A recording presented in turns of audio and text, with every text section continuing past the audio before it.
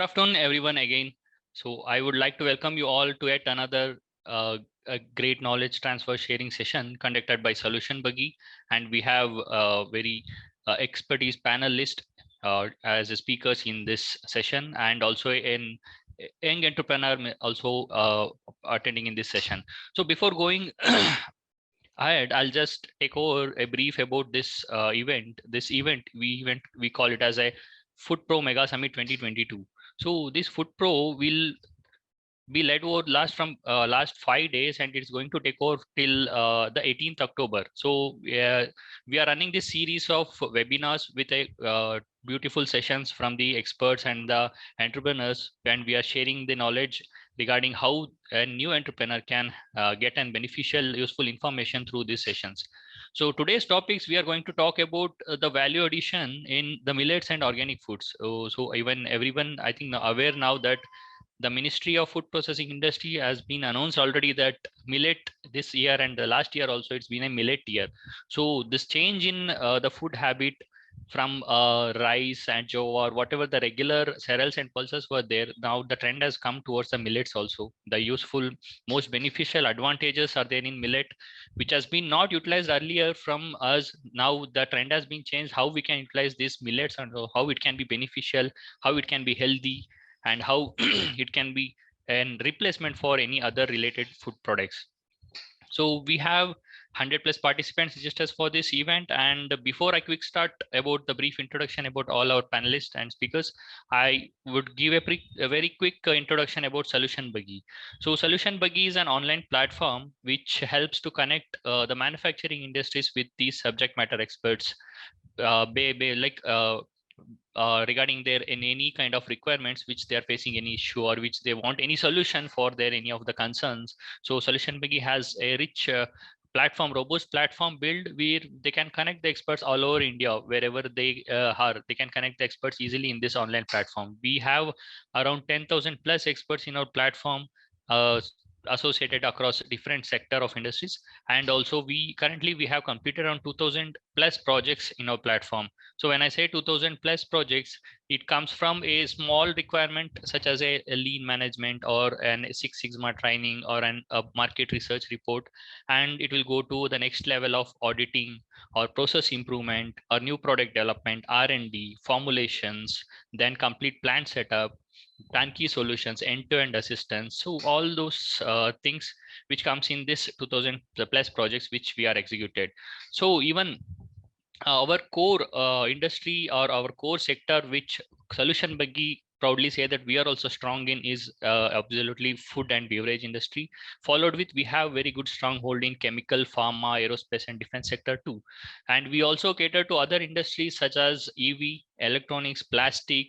Recently, from last 2 years, the trend has changed for the ethanol manufacturing. Then comes the nutraceuticals, cosmetics, geotextiles, all the sectors we cater to. And our strong base is in, as I said earlier, it's into F&B, chemical, pharma, aerospace and defense. Yeah, so coming to next, introduce our speakers. I heartily invite Dr. Madhavanti ma'am to this session for giving an opportunity here to participate and giving an knowledge transfer session to all our participants. So Madhavanti ma'am has a PhD in food science from Purdue University, USA. She worked in a food industry in US and Europe for a couple of years. Her experience or expertise is into cereal processing and ingredient technology. So she helps in greenfield ventures, setting up end-to-end the plant setup, how the cereal industry or ingredient industry has to be set up. And she has clients all over in UK, currently in Switzerland, West Africa, East Africa. Currently, she's now again sharing his knowledge to Indian entrepreneurs too. And she's working with a couple of other sectors in the food industry. Again, I welcome Madhavanti ma'am. Thanks for participating in this session as a speaker for sharing the knowledge transfer. And our next participant, I would like to introduce Mr. Pradeep Srivatsava sir. Thanks for joining with us for this session. Pradeep sir has 2 decades of experience, 25 years of rich experience in the industry. So he is into manufacturing, R&D, sales, marketing, and also even he helps in M&A, merger and acquisition also. And also you own the transformation in creating, developing different and executing the cost effective models for any of the company. If they, for example, if any company who like who want to improve his efficiency and who want to reduce the cost and get a good quality output, there comes the Pradeep sir's experience. He has very rich experience, and also he has a very rich connects in the supply chain, also from farmer to consumer. He has very good supply chain in the agri commodities like wheat, pulses, rices, and other things. And also has experience in working in dairy, poultry, fisheries, and craft paper, pulps industry, vegetable, fruit pulps and vegetables industry. And also when we say go through his career experience, we can see Pradeep sir has worked in very big OMCs such as Britannia, Danone, Star Agri, GSK, and 99 Grocer, all those things. So and also apart from that, he also worked in the corporates like KPMG, PwC for the turnkey corporate projects, and even government departments. And he has also exposure in the DFID exposure in the across the India and USA, Russia, and other couple of countries he has worked in. So again, Pradeep sir, thanks for joining with us for this session. So I'll welcome you again. And we have, as I said earlier, an young entrepreneur, Sahil Jain. Thank you for being part in this Mega Food Summit. And Sahil Jain is a CA turned and young entrepreneur inspired by his mom's recipe or mom's concept of idea of the products. Who is she's into a practicing of nutritionist from last 10 years and worked in MNCs for 2.5 years. Now he started looking want to do something innovative products where the big foodie combined with mom influence come into a picture. And he is now having a RT snacks products in his line. And we would love to hear more about you also, your entrepreneur journey, how it came, and your innovation journey. And again, once again, welcome Sahil. Welcome to the show. Thank you so much. Just to begin with, I'll just share my PPT. Once again, Sahil, I think we will take it in a sequence manner. So I would request first Madhuvanti ma'am to share across her PPT and knowledge transfer session so that we can keep it in a sequence way. Yeah, Madhuvanti ma'am, over to you.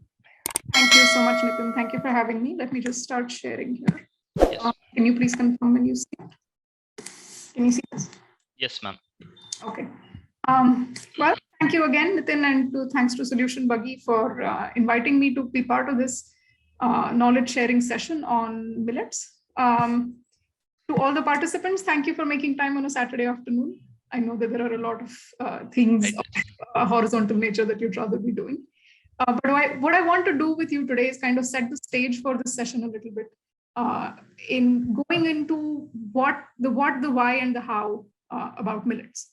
Why specifically are we talking so much about millets suddenly? I think in the last 2 to 5 years, the interest has really exploded. And so we'll go into a little bit of why that is happening.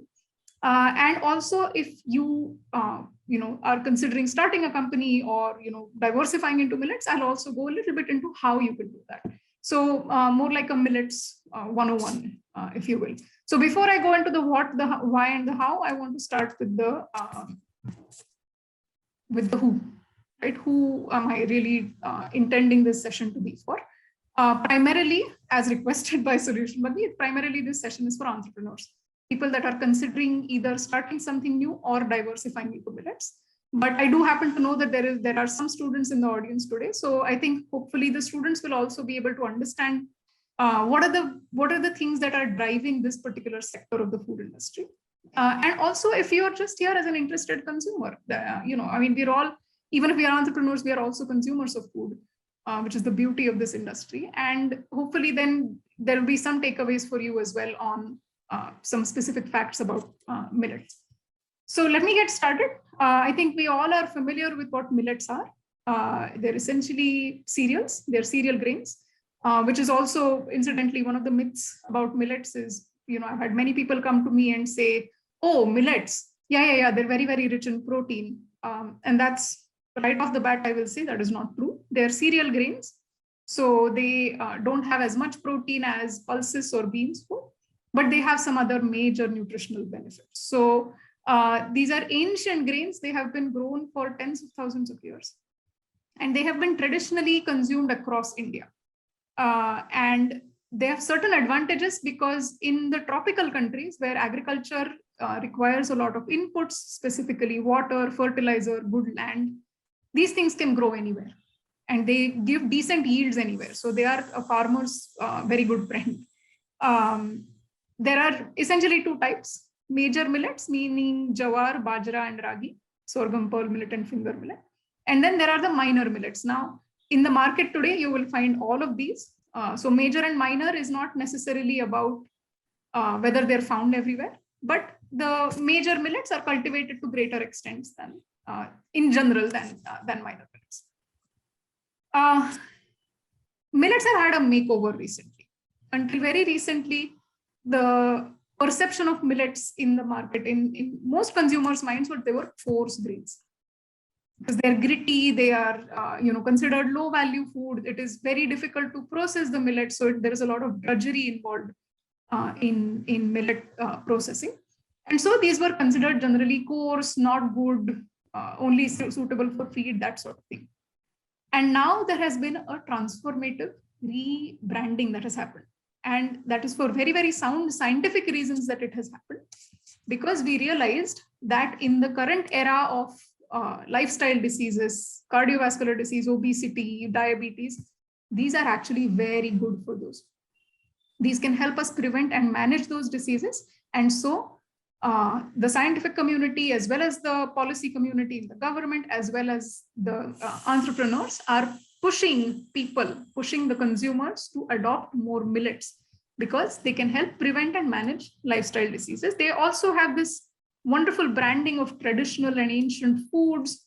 And the key thing that has happened is that people have developed these large-scale processing techniques. Because in the past, these were grown by farmers, subsistence farmers would consume them on the farm. There was nothing really happening on the large scale. And what has happened is a technological shift where you are now able to process millets on the large scale, leading to major adaptation in the domestic as well as international markets. So why did I say that there is a sound scientific basis? There are a lot of things about millet that are nutritionally advantageous. I'm just going to focus on a few. What this graphic we made is telling you is if you want to consume about 25% of your recommended daily allowance of fiber, 2 jawar rotis, just 2 rotis of jawar, will give you 25% of your daily dietary fiber requirement. If you were to get the same amount of fiber from rice, you would need to eat 5 full cups of rice, which would give you 1300 calories. Similarly, for iron, 2 bajra rotis will give you the same amount of iron as 14 cups of rice. One small cup of ragi porridge will give you the same amount of calcium as 50 cups of rice. Nobody's ever going to eat 50 cups of rice for calcium, right? The thing is that these materials are, as compared to the major cereals, as compared to wheat and rice and corn, these are so much more nutritious in terms of micronutrients, in terms of dietary fiber, and also in terms of some other advantages.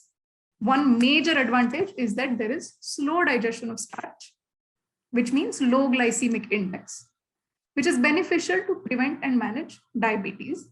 Then, as I mentioned before, there is high fiber content, which leads to improved gut health. And gut health is a very booming area in science right now, because we are realizing that gut health is associated with every other system in the body. And that a healthy gut is going to lead to a healthy system overall. So it is important to focus also on the high fiber content. And of course, there are the phytochemicals and vitamins and minerals that are present to much greater extents in millets. Now, I will put a caveat here. Most of these things, these advantages, are because millets are eaten as whole grains. So if you take millets and you polish them, right? If you make a maida from a millet, like you make maida from wheat, it probably will not have most of these benefits. So when we talk about millets being nutritionally advantageous, we are specifically talking about whole grain millets, and they have to be left as whole in order to have those nutritional advantages. So as a result of all of this interest, you can actually see that affecting the markets. There is a very, very fast growing domestic as well as export market for millets. Even in Europe, at my local grocery store, I could see baby food that was made from ragi. marketed by very, very big food companies. Everywhere in the world, there is a lot of interest in millets. There is currently, as of 2020, the market size was about almost $10 billion. And there is a healthy CAGR of about 5% that is projected until the end of this decade.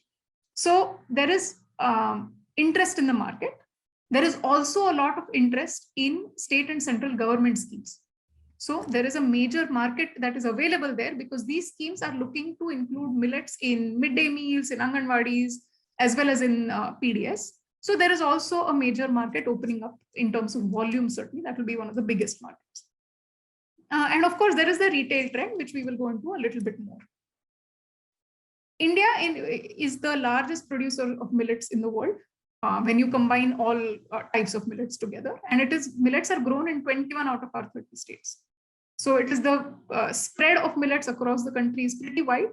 There are different types that are favored in different parts of the country, depending on what grows where. There are also, as I mentioned before, there is a government push for including millets in production, processing, and marketing, as well as pilot programs on inclusion of millets. There is a big program in Odisha and Karnataka, and there are other states that are following suit. So there is a lot of place in India for a millet processing business. There is a lot of place in terms of the market, also in terms of supply. As I mentioned, they're grown all over the country. If you look at the map of India, you will see in the south, there are many, many different types of millets that tend to be cultivated in each state. But also across the north, I think sorghum and bajra, jawar and bajra are the majorly grown millets in the north, as well as ragi, which actually grows all over the country as well. So what are the opportunities? I'm talking directly to the entrepreneurs or the people that want to be entrepreneurs.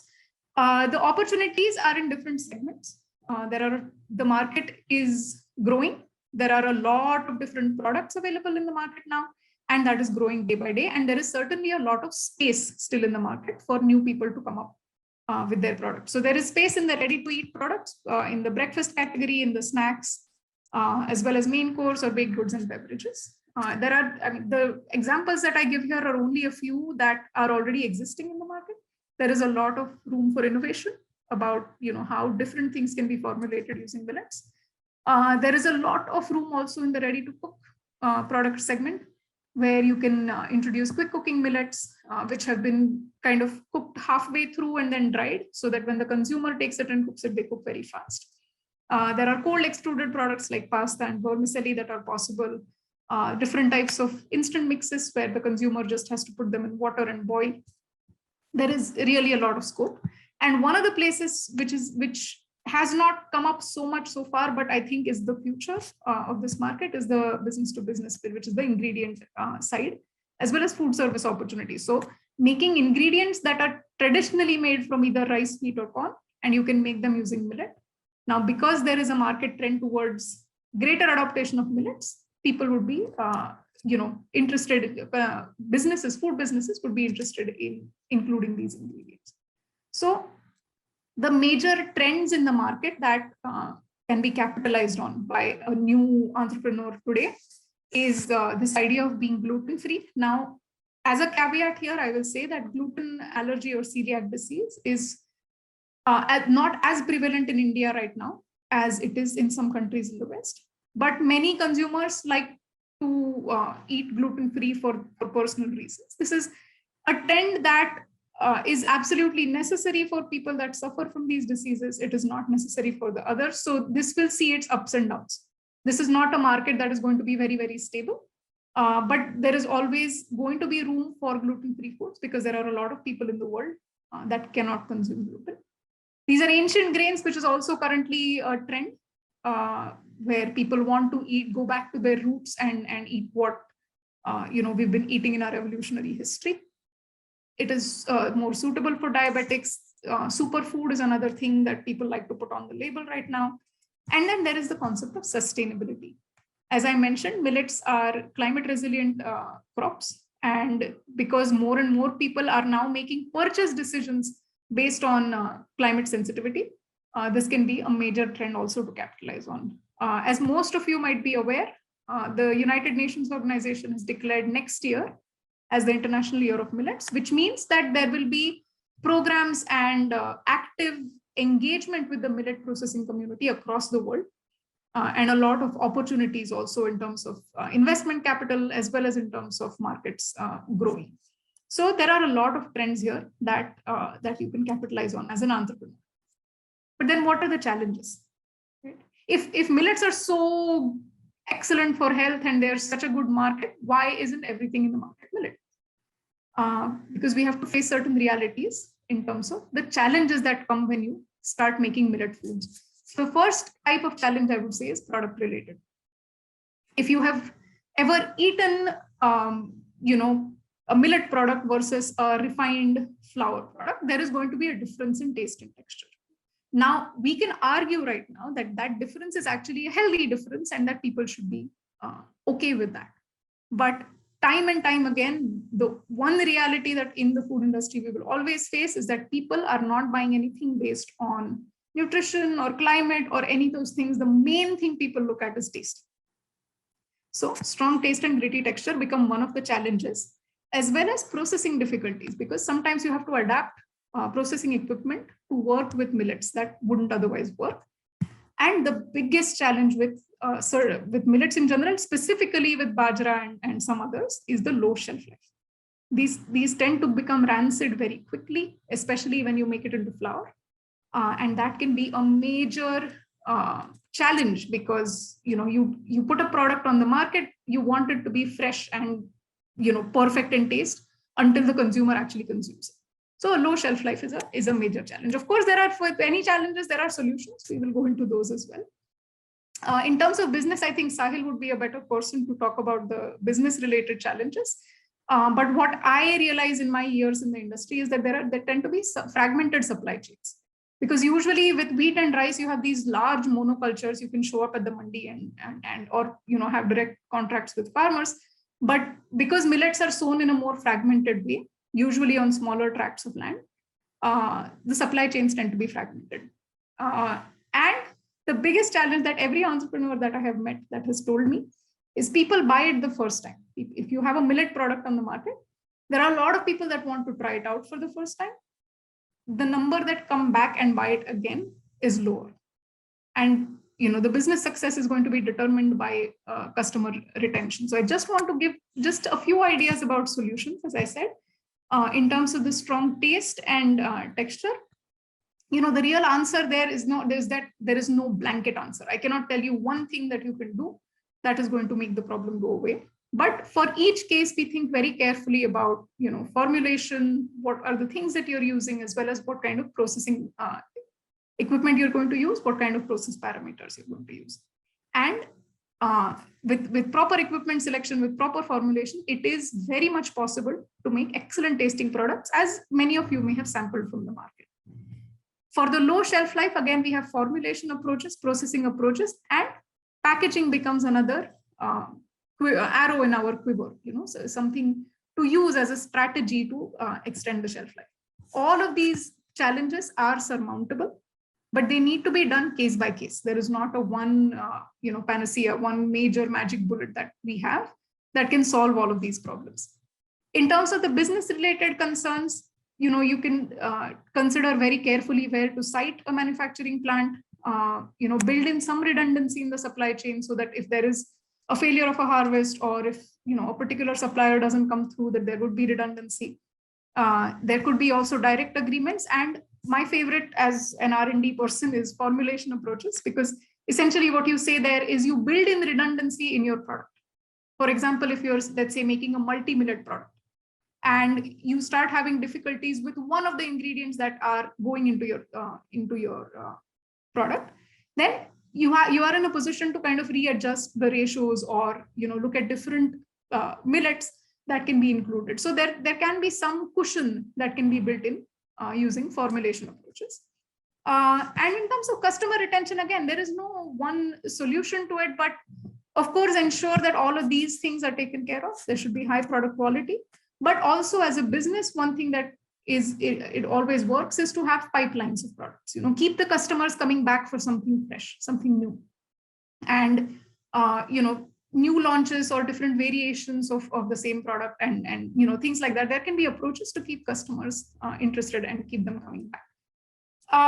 I talked a lot about millet processing and how it is different. So how am I doing on time, Nitin? Am I doing okay? Yeah, I think it's fine. Yeah. Yeah. So there are actually two types of processing that that in the cereal industry we would classify the processing techniques as either primary or secondary. In primary processing, just like other cereals, when it comes in from the farm, you're drying, cleaning, grading, all of that. But one operation that becomes critical, especially for the minor millets, is dehulling. So these grains actually have a very hard and inedible hull that is attached to them. And it becomes important, of course, then to remove that hull. And there are some challenges in terms of efficiency of the machines and things like that. So it is important then to select the right equipment.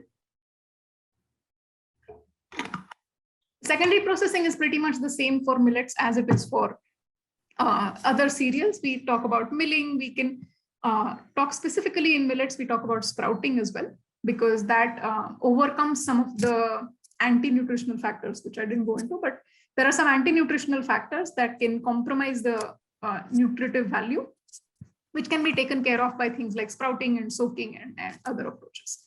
So just a little bit of detail on primary processing. As I said, it is essential to ensure high quality. Another problem that comes specifically in millets is insect infestation, which can become a major problem in a go down in a manufacturing facility. So we typically, I've had a lot of entrepreneurs where I've said, you need to do carbon dioxide fumigation or something where you kill the insects so that they don't become a problem over the shelf life of the material as well. So there are millet specific processing equipments that have been developed by research institutions as well as foundations, where you can get a decent dehulling efficiency to then be able to process that millet in an economical manner. As I mentioned before, the major nutritional benefit is because we are consuming these as whole grains. So if we polish them a lot and we remove all the fiber and all the outer layers of the grains, then it will be no better than a rice or a wheat. So as an entrepreneur, as a consumer, it is important to ensure that these are actually better in terms of nutrition, and that can only be done by avoiding indiscriminate polishing.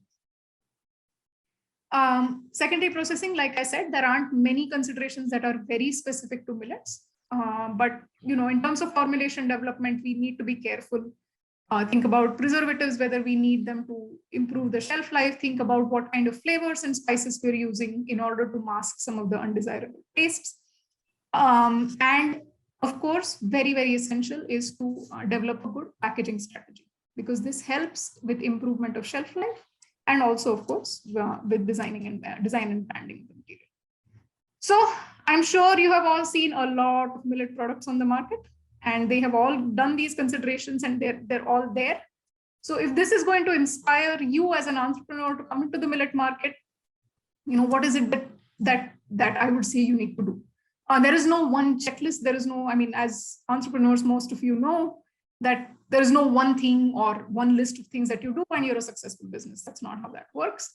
But if you're just thinking about it, I would say start with what market segment you want to look at, shortlist the products and decide whether you're manufacturing your own product or whether you're doing a co-man. Because those are going to decide a lot of things about your future business. So those would be the first decisions to make. Then citing where are you going to manufacture, where are you going to sell. The point I want to make here is that a lot of governments right now are giving incentives for millet processing. So that is a thing that as an entrepreneur, you certainly want to look into whether there are government incentives for this. Then comes the R&D process, which is where I have spent most of my professional life. Product, process, and package development, also analysis.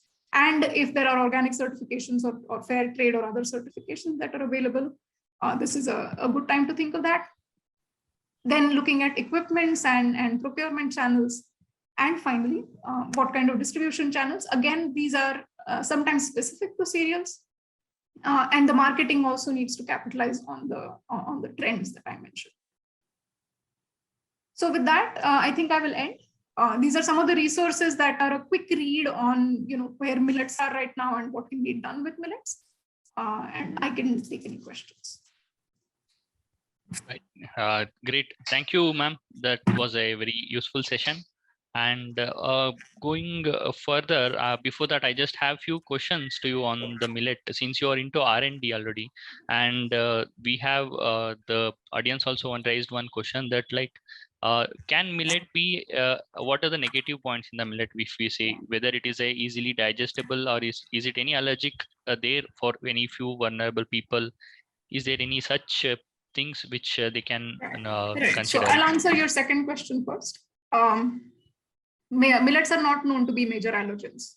Most people in the world will not have an allergy. Of course, with every material, there are maybe some people that have allergies, but it is not a major allergen. Wheat is considered a major allergen. So the way wheat is considered a major allergen, millets are not allergens. Okay. The second question about the first question about disadvantages of millets. You're right that they tend to be less digestible than wheat and rice. And this is actually, it used to be considered a disadvantage, right? But now, if you think of the food environment, if you think of the nutritional context right now, most urban populations have an excess of food. We have too easily digestible food that is coming to us, especially processed food. And that is strongly linked with, metabolic syndrome. So slower digestibility, slightly more difficult to digest, is actually, in this nutritional context, it's a good thing. It means that your blood sugar will not peak so fast when you eat it. It'll go up slightly slower. It'll be sustained release. So those are considered good things. There are specific disadvantages, which is the anti-nutritional factors. So there are certain things in millets that prevent calcium from being absorbed or prevent iron from being absorbed. And those are things we have to be careful about. There are ways through processing to reduce them greatly. So if you do the right kind of processing, you will get very nutritious, high bioavailability minerals and vitamins from millets as well. So yes, there are some disadvantages, but it is possible to overcome. Okay, great. And the other doubts or the other things which comes to mind when the millet is consuming millet-based products, means they are converted into a cookies or biscuits or some extruded snacks and other things. Nowadays, we can see people are now replacing it with rice, also directly consuming as a rice. They just pressure cook it and consume it. And will that impact anything, or it will be healthy? What you say in that perspective, directly consuming millet as a rice? Directly consuming millet as a rice is an excellent way to include millets in the diet, because you have not added any undesirable things. You have kept it as processed as possible, and you're replacing white rice with something that is much more nutritious than white rice, right? So if in terms of, as a consumer, if you are looking for the best way to include millet in the diet, it is replace the rice, right? Of course, if you're going to eat millet cookies or millet extruded snacks, millet chips or whatever it is, you have to think about whether that is really a healthy thing in the beginning, right? It is, okay, it might be healthier than a similar product made from rice, but having said that, it is still a cookie. It still has sugar, it still has fat, and those are things that you want to limit in your diet. So in terms of the nutritional context, best way to include millets is as rice, as a replacement for rice. But whenever you are taking a millet-based product instead of a rice or wheat-based product, you have a certain nutritional advantage coming to that. Great. Yeah. Thank you so much, ma'am. We'll get back to you again with the Q&A session in the last. So I would now request Mr. Pradeep Srivastava sir to take over this session, and we'll be sharing your presentation too. We can start your session also. Yeah.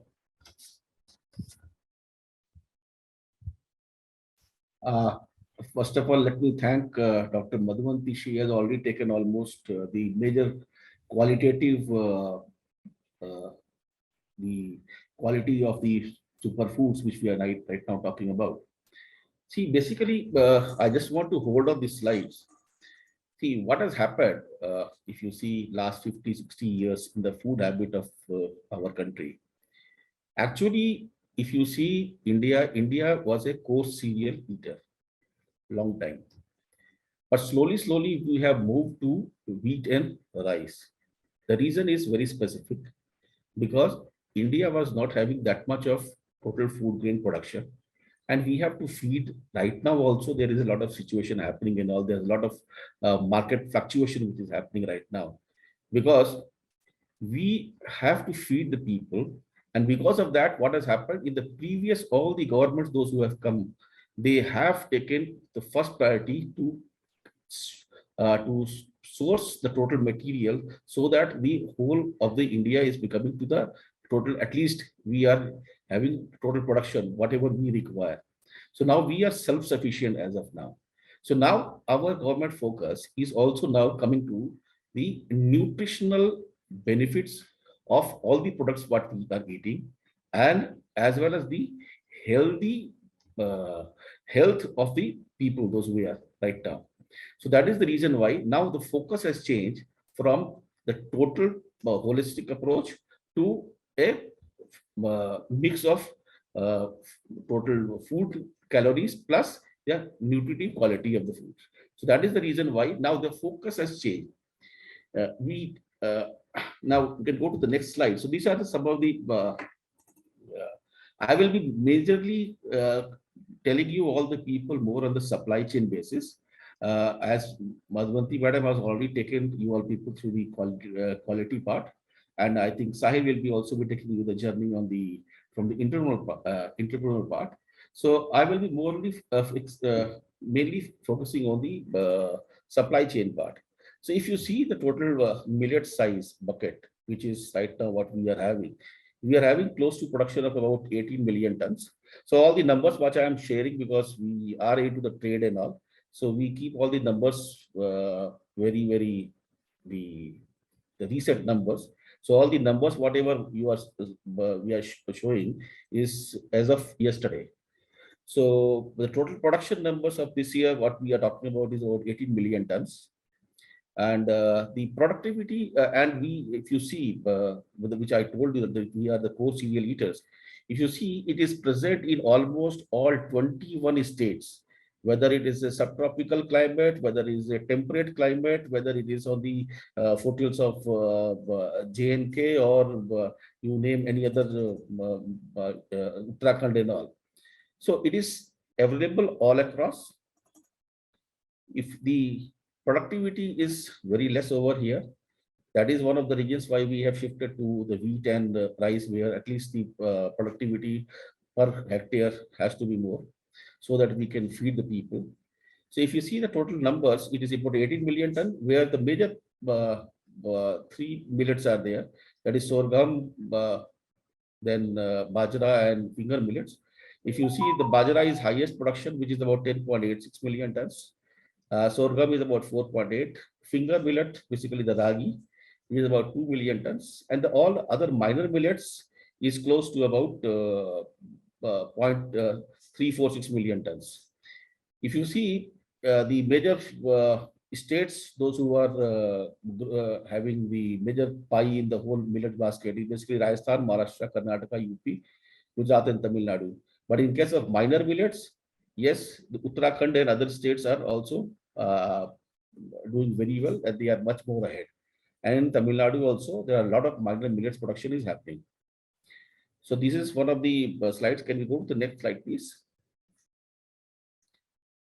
So now, if you see, when we do a lot of research also on the problems statements, and why the people are still on the millets, and how we can increase the production and of the millets over the other states governments also, as well as with the other farmer producer companies and other stuff. So when we asked all the people why they are not consuming, see, a lot of people, those who are now growing also millets, they are not consuming millets because there is a social stigma over there that it is a poor man's food. So even if you go to some of the villages in the down south or there somewhere, so people will prefer white rice over there as compared to this. And even in the government is also pushing the rice over there in the PDS scheme and all. Because of that, the availability of that is there. So now the social stigma. So now in last 50 years, when we have lost this millets total segment, and if you see the whole people, those who have grown like us, we have never known of the millets about the millets benefits and anything in last 30, 40 years. Now, suddenly what we are doing, we are taking from a lost food and now we are straight away taking it to the superfood category. So because the superfood, because now it is really beneficial for the health, like already Dr. Madhvanti has shown you what kind of dietary fibers, what kind of calcium, the zinc, the other stuff which we can get. We will not be in a position to get through the traditional.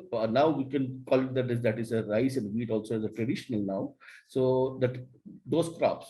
So that is now what we are doing. We are shifting a lost food to now to superfood. So now the reason why we are now doing, because now the health and wellness category is coming up in a big way, where all the benefits already this point has been already been touched based upon. Now government interventions on nutrition is now big way, because government of India also is now seeing what kind of nutrition deficiency is now they are finding out in their children over here at the urban area as well as in the rural area. So now there's a lot of intervention has to come up with the midday meal programs, where already I have been participating with a lot of their food development programs last 15, 20 years, where we have developed a lot of kind of panjiris. We have developed better quality of the pulses also. We have extruded pulses which we have made with a lot of material with soya bean and other stuff and all.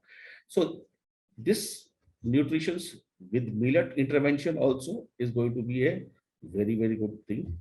Recently, if 2023 has been declared as a after 2018 when the millet year was made, 2023 we are taking as an international millet year. So government programs are now mainly focusing only on the enterprises and the startups. Huge benefits have been given to all the entrepreneurs, the startups, those who are coming into the millet-based programs. Millet-based program is not only in the, I will come to the value chain. Can we go to the next slide, please? So now if you see in the whole ecosystem, where we have one hand is the government and the state government, then there is a research institute and agriculture universities, then a research institute with the private players on the post-harvest technology also. Now there are a lot of things are happening. Then there is a key major players, as there is a not a very big market or the mandi setup over here in this commodity. So there's the whole value chain from traders, millers, wholesale and retailers also plays a vital role. Then, of course, government is also nowadays focusing mainly when you want to implement any kind of this kind of program, we have to go to the self-help groups, which can be with the cooperatives, which can be with the farmer producer companies, and if the private players are also operating into the market. So now if you see what government and the state government are doing is that huge awareness program on awareness program for the superfood, which is happening right from the farmers to consumers. So now farmers are also being given the beneficial part. Even I was doing some project in the Tamil Nadu government also, where we are promoting the benefits of superfoods with the farmers also. When you are growing, what and how you can eat and all. Because what has happened, since this crop has lost in between last 50 years, the how to cook with the traditional recipes also a lot of people have forgotten. And in fact, when I see in the kitchen also, when I discuss with a lot of the urban ladies as well as with the people living in the second tier, three tier cities, people have totally lost. Even if you go and ask, even in the Kirana shop or Pansari shop anywhere, whether in Punjab or you go in Bangalore or anywhere, you will not be in a position to get the millets widely available and all. So there is a whole program right now going on for the superfoods, basically from the farmers as well as to the consumers also, where the government is also releasing when they are doing the launch of 2023 as a millet year. So there is a lot of consultation with the state processors, chefs, nutritionists happening in there. Then, if you see the research institutes and agriculture universities all across the country, including the 600 Krishi Vigyan Kendras, the prime facie focus also on the yield is focused so that we tend to get a higher yield so that it can be replaced with the crops which we are right now growing in this area. And this crop is basically a C4 kind of plant, so it can be grown in Rabi or it can be grown in Kharif and Rabi. Mostly in Kharif it is grown, and Rabi also in some parts we can grow. So the yield area is the first focus, so that how we can increase the yield, so that if we are cultivating that one into a tradition, the area where we are cultivating the other crops like rice and other, because it is right now growing in all the rain-fed areas and all. So if we want to increase the area, first importance is to that the farmer will ask you, what is my yield efficiency? If the yield is not that much, so he will be losing out that much money. That is one of the reasons why there are a lot of focus also, and lot of funding also is now being given for the people, those who convert their land to the millets area. There is a huge program which is now being run over there with the universities also. Then post-harvest technology, right? Already Dr. Madhvanti has already touched base upon this, where the post-harvest technology, okay, with the jowar, bajra and ragi, there's not a major difference, but for the all small millets, which is the really I feel much better with the small millets as compared to the other jowar, bajra and ragi. So if you see the outer layer is very strong. When we were doing some value chain analysis of the millets in Tamil Nadu, I have found that there's this huge problem over there. I have found only one or two processor, and those who are doing only this kind of crushing and all. And even after that, when you do, the shelf life has except bajra, because bajra is having a high fat content, so the shelf life is less. But in case of the minor millets, when we have taken out the shelf and all, and when we have kept it with the very good cold storage facilities, we were in a position to keep the stocks up to 1.5 year also. I have seen the people are maintaining the good quality of the material. So there is a huge, so any entrepreneur also, those who wants to come into this post-harvest technology field, is a huge opportunity right now coming in the millets form. Then the traders, millers, wholesalers, and the retailers. There is again the market linkages, which is very weak point right now in all across the country. If you want to buy a huge one truckload of millets and all, it is very difficult for you. At least on the small millets, yes, jowar, bajra, you will be in a position to get it, because but the total number of aggregators are much more. So if you see the total kind of aggregators, those who, because the yield is low, so more and more, if you want a tonnage, so more and more farmers have to be approached and all. So that is one of the reasons why the government has shifted the focus with the cooperatives, where that can be given to the cooperatives and all, and where they can definitely run the whole crop over there, so that they can sizable commodity can be taken out from one particular place, and then it can be given to the processors, or they can also do the processing, because cooperatives and FPCs, farmer producer companies also, because that is a small kind of groups right now working over there.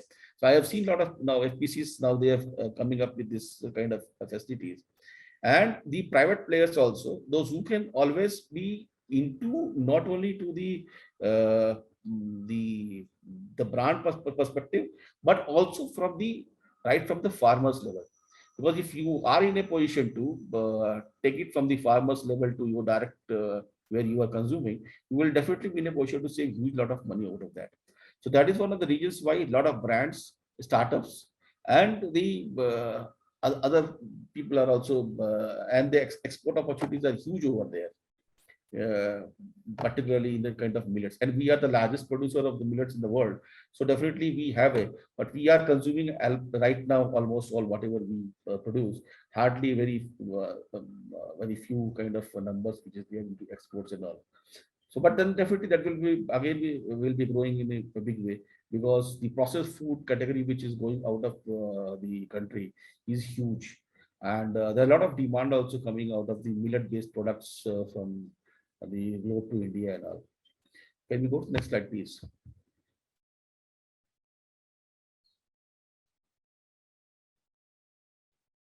Next slide, please.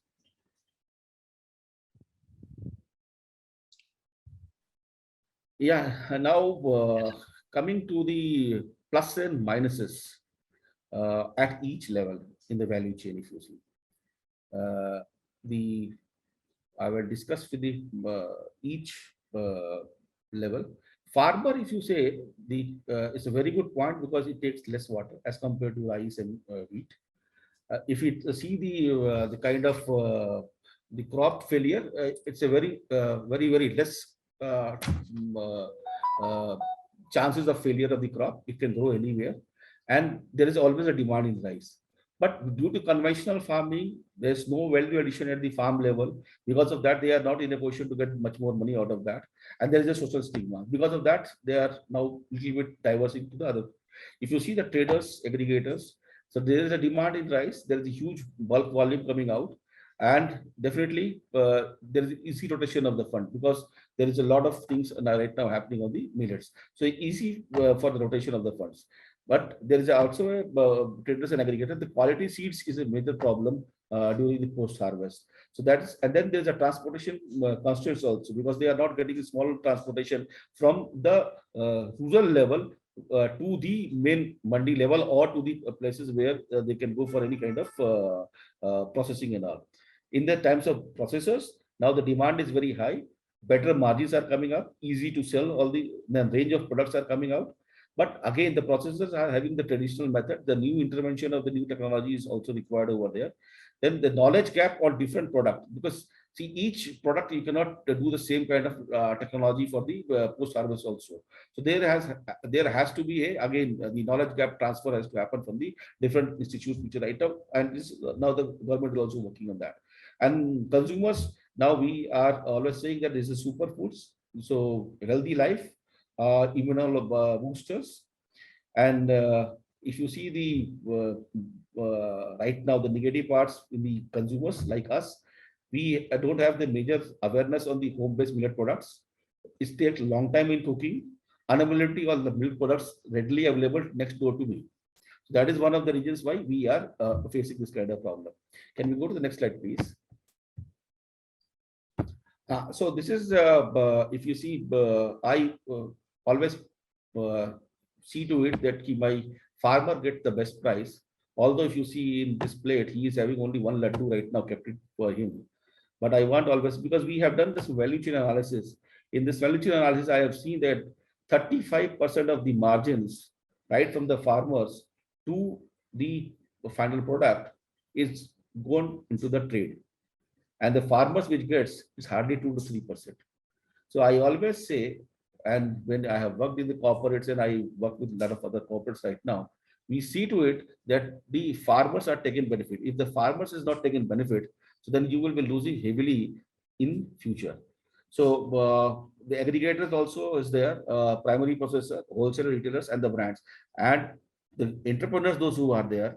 I always say that if you do this kind of good brand activity, when coming to different kind of products, you will definitely be getting a very good margin out of all these products which is there. Because millets is a product which you can use as a replacement for wheat, as well as you can do the replacement for the rice. You can use as a roti, chapati, you can use as a idli mix, dosa mix, or as rice itself. Directly you can cook as a rice also. Can you go to the next slide, please? So I have taken out some traditional recipes developed by a lot of people right now over there.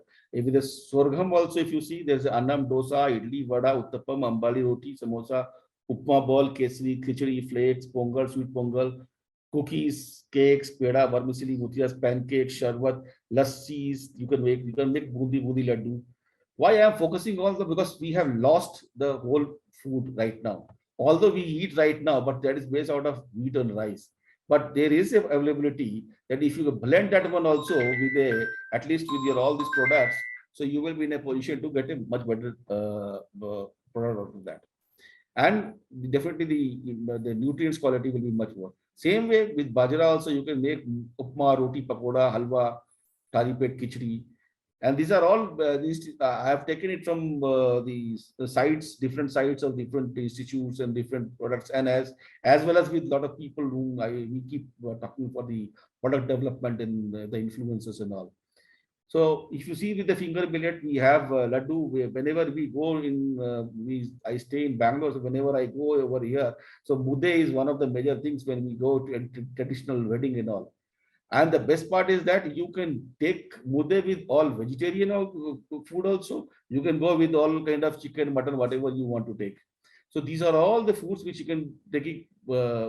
I always bet for my favorite subjects. That is my minor millets, because I like minor millets much more as compared to the major millets.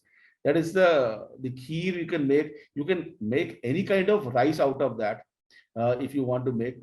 So you can make basically bath, upma, pulao, methi, coriander rice, paisam. You can make anything, whatever you want to make out of minor millet. So these are some of the millet recipes. Can you go to the next slide, please? Now, I have made all the products right now, whatever available in the market. And I have tried to make into the 4-dimensional basically. If you see on the left hand side, the green, which was there, it is the lowest value addition which you do. So on the right hand side is your value addition which you are increasing level, and on the left hand side on the axis towards the violet, if you see, this is basically the yield per value addition what you will be getting the margins and all. So I have made this one with talking to my lot of people, those who are right now doing all this kind of products and all. So if you see the flour, the multigrain atta, the semolina, so this is the primary processing which we do, and then out of that which we get. But if you make some kind of mixes on the top, if you make muesli, you make instant mixes, idli mix, dosa mix, upma mix, pongal mix, laddu mix. Then if you make, that is all the mix which you can go with your rice replacements. If you want to make it with the kind of wheat replacements and all, cake, the cookies, the pizza base, the breads and the buns. I have done my 15 years of my career. I have been into this industry of bread, biscuit and cake and rusk. So we know from where we have developed and all. So, and I started buying wheat and all when it was for the corporates, when it was ruling at about 4 rupees a kilo. So, and now currently level, and the MSP, the government which used to give was about 580, 5.8 rupees per kilo. And now this wheat is ruling at about 25 rupees. So it is about 20 years difference kind of things which has gone. So I know all this, how the whole mixes can be made and how the whole, the lot of problem will be there in the jump and all. So we have a lot of churning in has happened. So I'm particularly on that. Now coming to the your right hand side front on the color, the whatever, the frimes, the flakes, the pasta, the vermis, because the flakes and frimes, the flakes and all, you can make any kind of savory and all, and then, and the best thing which I liked is that because I belong to Bihar, so I have very good eating of about makhana and all. So I like all kind of pops and puffs of all millets. So that is one of the another area. If you develop with the, and you develop a basket also with makhana and pops and puffs of all these products, it's a huge success. And then definitely murku, vermicelli, noodles and all. Now, if you have seen the presentation on the first part of today, our friends have talked about very good things about the nutraceuticals, the healthy mixes, and the healthy extruded snacks, which is now a huge demand in coming. You might have seen the energy bars also. In the morning session also people have discussed about that. So these are some of the areas where if you do a kind of, and the margins are huge. I have seen a couple of doctors also, those who have developed the product in the nutraceutical from from a pregnant woman, from the 3 months of carrying to the lactation when they are about 6 months of the lactation period. And then the baby foods have been developed on the basis of the different kind of mixes with the different kind of millets, and the kind of the prices points are rather huge. So it's a huge difference in all. So I always suggest people, there are a lot of products already available in the market. If you want to go for your own manufacturer, that is very good. But even if you want to test the market, you can have a number of suppliers right now. Those who can, you can go and you can do as a contract manufacturing with them, and then you can develop your own value chain where you can always understand how the market is going about it. So if you develop your own distribution network, you are the king of the next. So if you see last couple of years also, all your the even if you are doing a very good QSR also with the millet based, it should be running very well in the market. I have seen a couple of QSRs now pick up very well in the Bangalore market right now. So it's a huge opportunity, the millets. And in each category, you can see, because it can be replaced with the rice, it can replace the wheat also. So this is the different kind of categories which I have made. Can we go to the next slide? So that was up to the millets. So one of the topics which was also given to us was on the organic food and development right now. So I will just take about 5 minutes more on this slides. If you see the total area under cultivation on the in the particularly the organic segment is about 9.1 million hectares, where we do a total harvest of about 300 million hectares. So we are having about 9.1 million hectares, where the cultivated area is 1.61 only as of now, whereas the conversion certification is still progress on the 3.11 million hectares.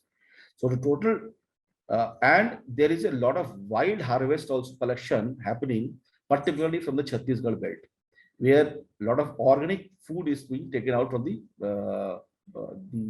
jungles of the Chhattisgarh and all. So that is about area about 4.39 million hectares.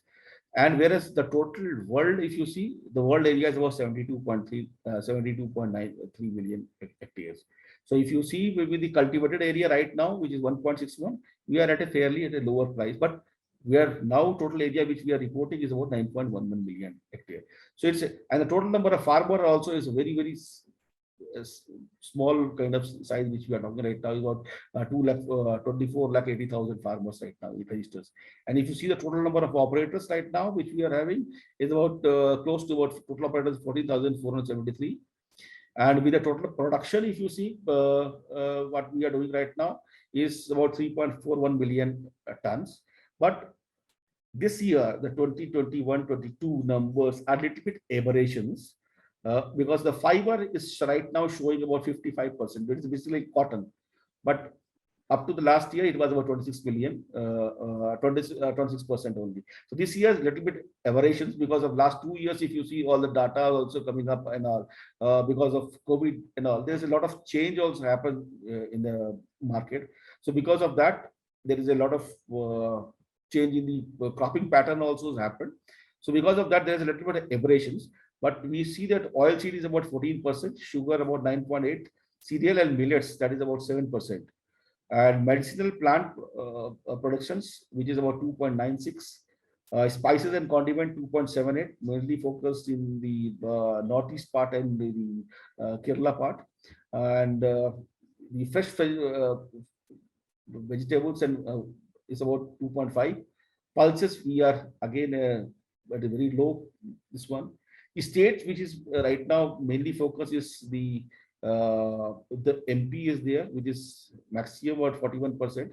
Chhattisgarh, I have not taken consideration because Chhattisgarh is having only the wild space area much more. That is the reason why maximum area is under MP. followed by Maharashtra, Rajasthan, and other states. The champion states right now, those who are doing the exports major is Madhya Pradesh with 24%, Gujarat 13%, Maharashtra 13%. And if you see the total number of exports with this data from EPIDA, it's about close to 4.6 lakh tons right now, which is about total about $771 million. This number has decreased from last year about from $1 billion. So this number has come down, but definitely I think next year we will be having again jump coming out of that. This is the only the organic. There is another, if you might be reading the lot of newspaper that we have done exports of wheat, we have done exports of rice and all. So that is again, US is again the major partner on the import front. What we are doing exports from India, 42%, European Union 39%, Canada is 6.35%. And Great Britain is about 5.38%, Switzerland 1.4%, the rest all is less than 1%. Exports, which we are talking about, is processed food is 45%, oil seeds. You can see the numbers over there, the oil seeds, 10 medicinal plants. The organic food right now, the cultivation in some of the states, like for example, Sikkim and all, where 75,000 hectares is there, and that everything is converted into organic. So now, if you see India, we have 1.4 billion people. We have to feed them. We have to nourish them, as well as we have to take out some organic foods also out of that. So there is a huge churning happening all across the whole ecosystem, right from the farm level to the policy level to the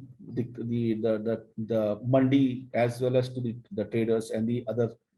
So there is a huge, but only you might have seen an article also when we do, although there is not a big thing for India because we have enough, and we are also having a huge acreage also now coming up. We are having the high yielding varieties coming up. So India will not be having problem. But in some of the countries, one of the countries, there is a problem which has happened because of organic, was our next door country is Sri Lanka.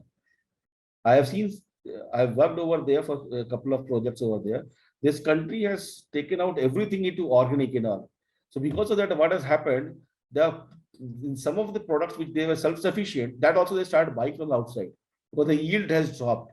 So that has also led to a major fiasco over there. So, but that is not a big thing for India because we have enough land available. We have plenty of all kind of water. Yes, we are now also working out majorly on the fertilizer front and all, so that we can become self-sufficient also over there. Because of the Ukraine crisis, also there is a bit pressure on that front. But then I think that is also now being resolved in a couple of months. So I think that's it, which I wanted to say. So that we can go to the next slide. So we'll meet again if we all people have any kind of discussion on any kind of the supply chain benefits and all. Yeah. Great. Thank you. Thank you so much, sir. That was a very useful information regarding the market perspective, how the millet industry or an organic industry is growing now, and what is the current scenario, what will be the future and all. So again, as you said rightly, government is also initiating a lot of subsidy schemes and other type of fund support for these kind of entrepreneurs who were interested for the millet processing, millet related products, or even the organic things. In both central government and state government, there are a lot of things. Recently, as we all know, we come across the Maharashtra came up with a magnet scheme for the food processing industry, and Karnataka always it has a Smruti scheme and other things. That is the beauty of food processing or F&B business, that government is also pushing that one, so that government has also have a keen interest and keen agenda that if the pushing towards the entrepreneur will be in a positive way, that positively again that will help to the farmers also. They are building a APC agro processing clusters in each and every districts that will help farmer to supply their crops to nearest collection centers or the nearest APCs. That is again another initiative. All the enams and all have been already been flourishing over there. Right. The ENAM already the mandis have been also been now putting up into the exchange right now. Although both the Right. exchanges, the MCX, the National Spot Exchange, as well as the National our Commodity Exchange, right now they is not operating because of the commodities, because of this up and down. Because definitely there's a restricted right now, but then definitely that will again open. So then there will be again a much better perspective for all the people and how the price movements are happening and how people will be in a position to capture. Right. Great, sir. Thank you so much. And I'll get back to you in a Q&A session. I have couple of questions for regarding the market perspective. Now I'll go back to Mr. Sahil, our entrepreneur. Mr. Sahil, we are waiting to listen your entrepreneur journey. And I think our participants are very keen to interest to listen what all the pros and cons you have faced and what are you in the current stage and how this entrepreneur's journey has been started. So kindly take over this one. Sure. Thank you so much, Nitin. And it was really great listening to the other two speakers. It's much has been spoken already about the food production, the scope in this area, the health benefits. So I won't focus on any of these areas. More about my journey and how the startup came into being, and my set of challenges I faced and my experiences. So I'll speak on that, and I'll just share my slide.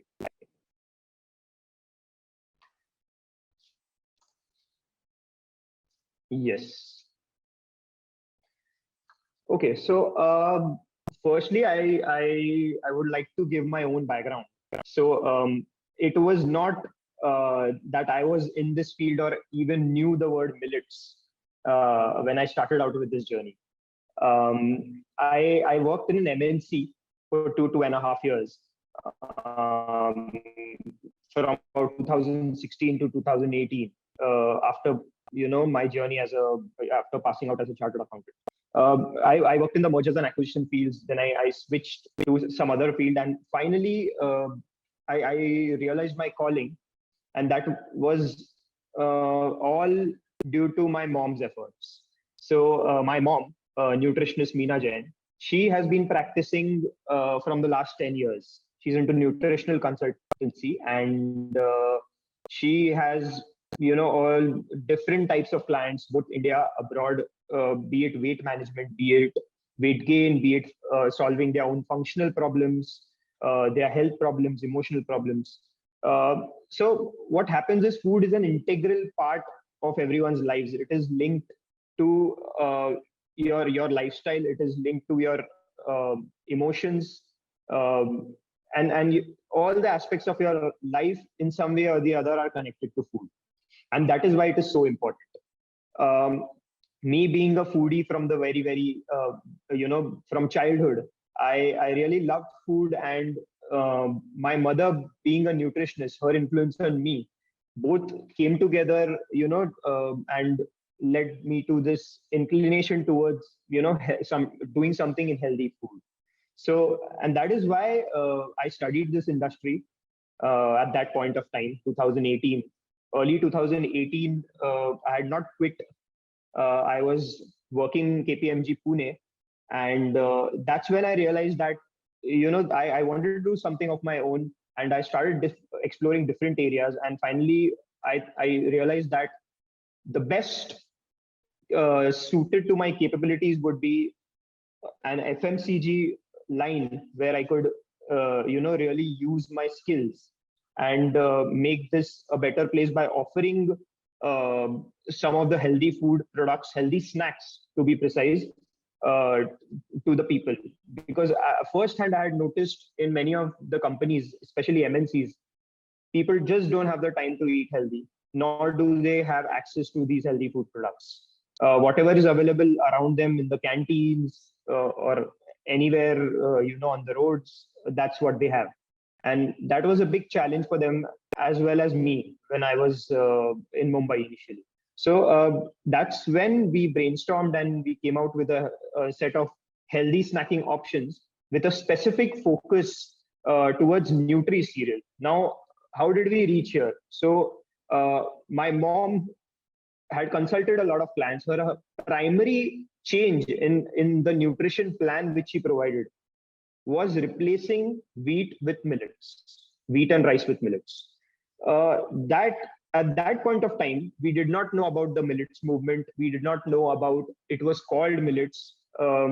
It was, you know, a set of ingredients which were very extremely healthy, which could really change how you perceive food and in general being healthy.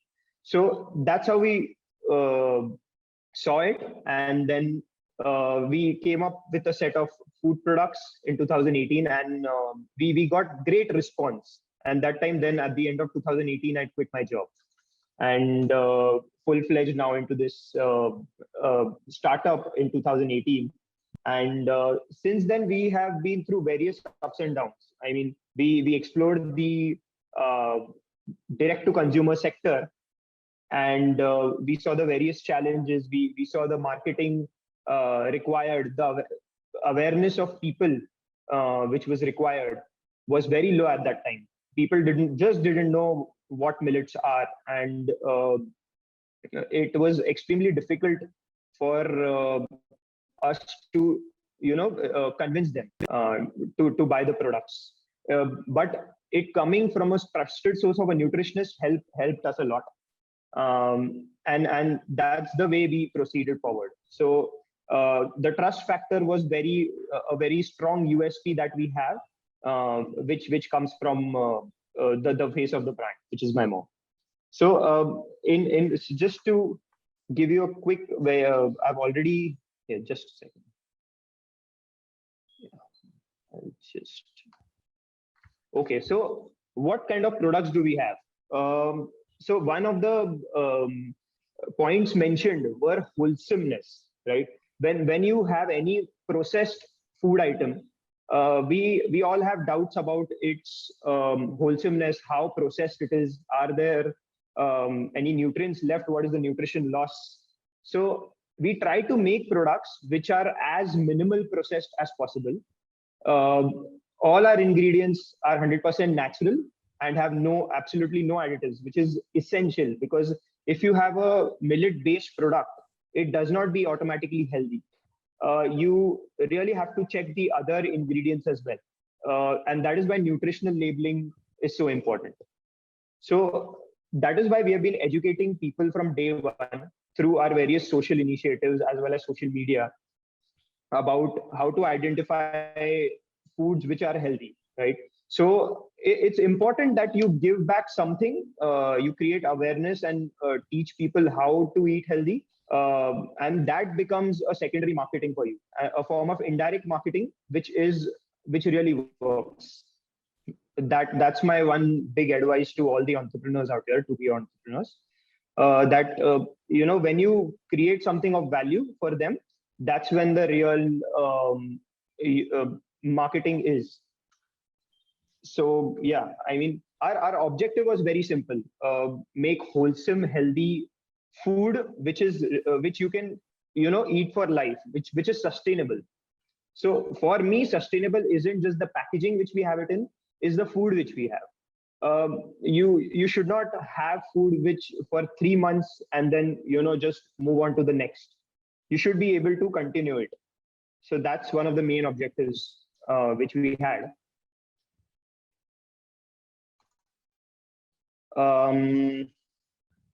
So what were the kind of challenges which we faced in our journey? So first and foremost, in the first year itself, we are self-funded. We did not even think of raising funds. That was our journey. So we fund ourselves sales itself, and whatever marketing efforts we did were all indirect. So the main challenge we faced were in manufacturing. It was not our forte. Me being in finance sector and mom being in nutritional sector, we faced a huge challenge towards manufacturing of products, the shelf life, especially the shelf life where you know, processing and the rancidity part of it used to haunt us a lot during the initial period of time. So even though much research, we have been able to achieve a shelf life of 6 months for majority of our products from the initial 1 or 2 months in the first year, and we are trying to increase it without any tampering or without any addition of any preservatives to get it to 1 year. So along with good quality packaging and other change in the composition as well. So that's where we are right now, and we are bringing out. So our core is millets in every ingredient, and besides that, we take any millet, we process it, and then we put exotic flavoring so that it appeals to the audience. So that's what we have been doing. So basically, what the problem in millets is seen as rightly said, it's the texture and the taste, the extreme taste which is at. So if that can be really worked out well, then you can and you get that taste, that formulation which really clicks in the market. I think products can sell really fast. So, and that is why we have put a lot of thought for the taste of each and every product which we have. Taste being the main driving factor behind each and every. So it should not be only healthy, but it should be healthy, tasty, and convenient. That is what we realized. And in general, people today, to start with, if you want to consume millets, they would take baby steps. So why not offer them something which can be, like a small meal, which is basically a snack. So people would not be so open to replacing all their meals with millets immediately. And that is why we thought, let's enter into value added food products where you can, initially see the response. And then slowly when the market is really accepting towards the whole millets idea into their core diets, then we can introduce more of these products as well. So that was our thought process. So these are some of the food products we have. We have a line of nutritional bars which are completely free from sugar and obviously focused towards millets. We have the dates ragi bar, super seed bar. We have the savories which are in various forms like pops, using pops, flakes, and chips. So and totally baked or roasted. And then we have various formulations which we are working on, which are different types of mixes, functional mixes, targeted towards different functional or conditions. So, and then of course, so our experience in D2C, I have given you, I've put forward, but our main area of focus since 2019 end has been B2B sector and export. So we have entered the B2B sectors through various hotels. We started out with one, and then we gradually, were able to get 4 or 5 under our kitty. And so inculcating those products in the day-to-day requirements of a hotel was my main objective, because hotels have chefs which can really use those ingredients and create something which people love. So we found it to be really easy, which we can offer them. So that was our objective, and we have been successful in that, and we would like to replicate it to other sectors as well. So we want to move to airlines. We want to pitch to doctors as well. So B2B sector, we are still entered just one specific segment of it, but we are moving to other sectors as well. So we realized that one of the major challenges in everyday food is that the cost, we say that it is food for poor people. But what happens is when wheat is compared to the cost of millets, wheat, ideally, logically, millet should be much lower priced and wheat should be higher. But the reverse is true. because of various reasons over the years. Infrastructure is already in place for wheat, and that is why millets are now having extremely high demand and trending in the market. So the prices are quite high for millets as compared to wheat. This is a challenge that we see in the coming years, how we can create an infrastructure to reduce those prices of the raw millets, so that the final product itself, we can pass on that benefit of reduced cost to the consumer itself. So that is one major challenge I see. And in the attitude of the consumers towards buying millets. So consumers from 2018, 19, 20, 21, I have seen consumers attitude shift towards millet-based products. Initially, they were not even aware. Now we have been getting, push notifications. We have been, they are coming to us, exploring millets from their end. They are the ones who are searching for millets. That is the level of awareness which is right now being there. So, and this is all credits to, I think, one of the major movements, which is the International Year of Millets, obviously. And this movement has been initiated by India. If some of you all might know that it was all efforts due to the Indian Institute of Millet Research, which along with the government of India at the UN General Assembly helped pass that resolution. So and they are continuously putting out efforts in all sectors, be it the government sector, all departments are taking efforts, be it road shows, etc. Efforts are being taken throughout this community and at every step of the way, be it chefs, hotels, airlines, etc., to promote millets in every way. So next year, right from January to December, a lot of programs are being planned by these institutes, and the blueprint is very, very clear. They have various initiatives which you all can participate in, whoever is interested in this sector. It's a really great time to be in this sector, because the kind of launch pad you're getting to enter this industry rarely comes across. So it's a great opportunity to enter this field. So these are some of our festive packaging which we provide to hotels. Just a glimpse of what we offer. And of course, this has been spoken about in detail by the speakers. And I just want to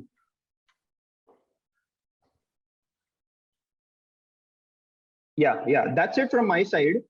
I wanted to touch a few more points, but that's already covered so well and good. Great.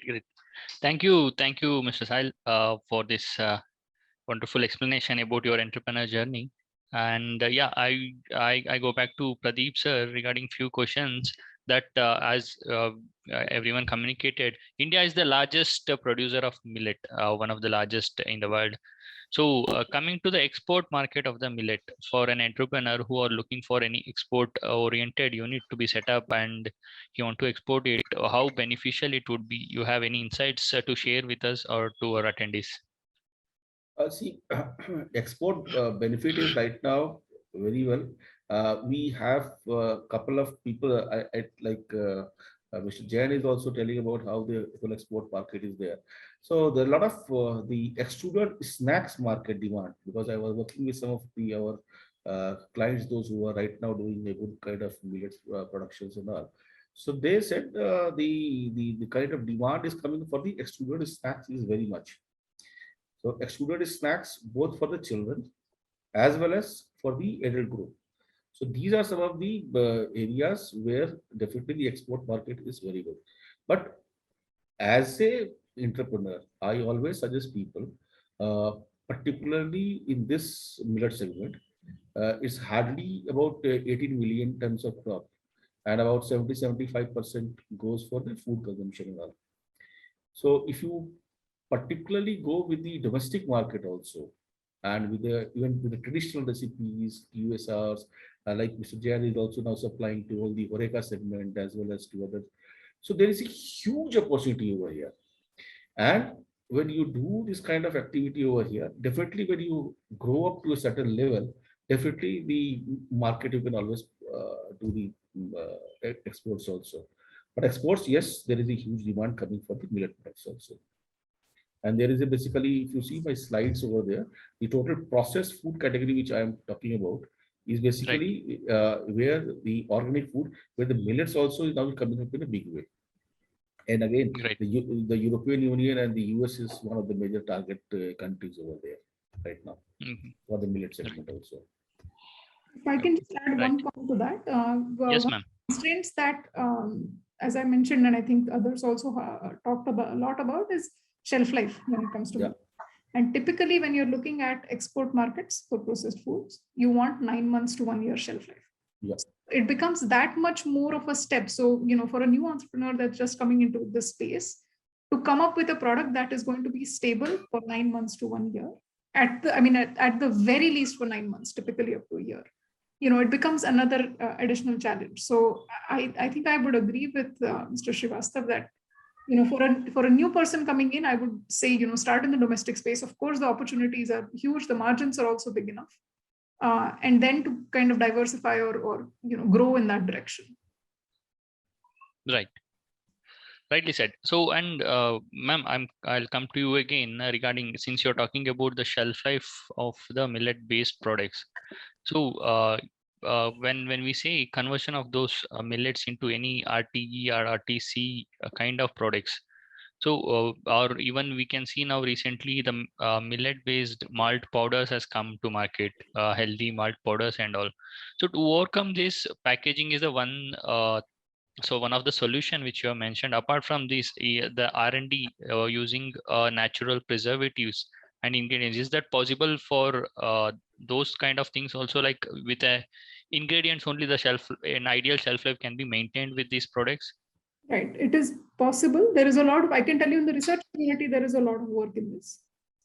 People come up with different ways to extend shelf lives using, physical treatments, hydrothermal treatments, enzyme treatments. There are different ways to do it. Commercially, I don't know that there are so many options available right now. Typically, commercially, the options are packaging, come up with a distribution channel with cold storage, which, becomes complicated, I know, but, that is one of the things. Or people add antioxidants to prevent rancidity and things like that. So there are these approaches that are at the commercial scale certainly available right now. But yes, there is a lot of movement on ingredient technology where you try to come up with shelf-stable millet flours, where then you process that flour into something else later, and that material will also remain stable. But that's coming. I think give it a year or two more. Okay. And there is a saying or belief that people think that when the millets or any grains are processed, there will be a loss of nutrition in that one. So processing, yes, does lead to some loss of nutrition, in the sense there are some vitamins that are destroyed by heat. You get a lower level of that. But think of what you are gaining. If you were to eat a raw millet, you will not absorb any vitamins or minerals. You have to process it in some ways for your body to be able to digest it and to be able to absorb. So processing is not necessarily bad. Processing, in fact, in a lot of cases, improves nutrient availability. Right. So there are both sides to that. Great. So, and Mrs. Sahil, over to you regarding the products of yours which currently in the market, and you are directly into a D2C kind of channel. What are the challenges initially you faced, as you told earlier only during the session, that you want to educate the people to use your products rather than just showing a fancy packaging and other things? People should know what exactly the product is and how benefit it is. So earlier, in the earlier days, what was the challenges and what are the campaigns you run and how you are overcome with those challenges? So initially we used to organize different types of physical seminars, workshops, as well as putting up stalls at different exhibitions itself on the physical part of it. And then online, we used to run various campaigns on educating the people. For example, a nutritional label reading, how to read a nutritional label, very, very important. And bursting myths, putting tips and tricks, how you should include in your food. What are the right ways, what wrong information is being provided. So all those things are continuously being undertaken at our end, not only at the initial period, but even today. Okay, fine. And other thing, we have seen the current millet products which are in the market, they're priced in little premium prices. The MRP is in little premium prices, and that is because of, again, the price of raw material is also high, and the target market or the target shelf we will see also in the premium stores, organic stores, and other things. So Pradeep sir, down the line for on the upcoming years, what do you think the prices of the millet based products, will it come down as the raw material and or the cultivation increases, yield increases and other things? I will tell you a small story about that. Very interesting. So recently, when you go to Bangalore market or you go to Madam is there in Hyderabad. So if you see the Medipattam market and all, so if you go and buy mushroom, you will find 200-gram pouches, which is coming far from, I think, from Solapur or somewhere else. And then you will be buying at a 40 rupees kind of retail price and all. And then if you go to buy broccoli and all, so broccoli is available at all these markets wherever in the urban market is available at about 70 rupees to 200 rupees kilo and all. But when we go to some of the rural market where nowadays these productions and all are happening, evening market, whenever I go to Patna or to interiors of Muzaffarpur belt and all, which is the rural belt, which we call it, mushroom is available at about 70 rupees kilo, white butter, fresh, on the stall. Then broccoli, 30-35 rupees a kilo. I was doing a webinar with one of the farmers over there. He was asking me, sir, parsley to bana diya, parsley ka market to bahut acha chal raha hai. So people in the down also, they are using about parsley and all. I was surprised. If you go to all the grocery stores here in the urban market, we go and buy 500-gram packet of pasta, elbow shaped, or other kind of shapes and all. But if you go to, I was going to a village and all. Recently, I have gone to Punjab, Taran, which is about 10 kilometers from Pakistan border, Ajnala and all. I have found the elbow shaped pasta being sold over there as a wholesale. So the market is now totally changing. So I always promote, and I have worked in a lot of brands and all, I always say, if you want to develop and you want to build a brand, don't try to think only into the urban market. There is a huge big pocket available in the B town, C town and all. And if you go over there, you will be in a position to find out much more convenience. Even if you see the current numbers of the spreads which is coming up, the Viva and all. I have seen the Viva is now doing very well into the B class town, C class town, what we called in the classification and all. So there's a huge demand coming out of there. So it is always, and if you want to really develop a brand, the strength of the brand, you go to the rural, the GT market. If you get a GT market pull, then only, because see, going to B2B and B2C, I hope Mr. Jain is now shelling off at least 40-45% of his margins. So if you want to really see, and then how the whole pull come from the market and all, so that is how. And even see what has happened, why I have said that this is a lost food.